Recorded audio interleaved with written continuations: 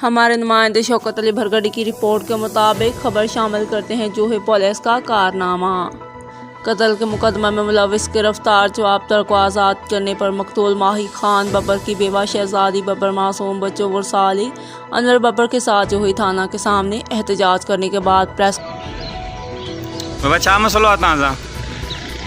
मसलो जी वॾो मसइलो इहो महीनो थी वियो आहे। असांजे खून में जवाबदार आहे ज़ुल्फ़कार मेन मुख्य किरदारु, उहो अञा ताईं गिरफ़्तार न थियो आहे। वरी जेको नामिनेट ॿियो ॾिनो अथऊं असां 164 करे बयानु करे, उहो जवाबदार असां कल्ह हिननि खे पकड़ायो आहे, पाण गॾिजी हथ सां हिते थाणे ताईं पहुचायो अथऊं ऐं उहो जवाबदार कलाक खां पोइ छुटी वियो ऐं असां ॾे जेको आहे सो धमकियूं अचनि पियूं त तव्हांखे अगवा कंदासीं, तव्हांखे मारींदासीं।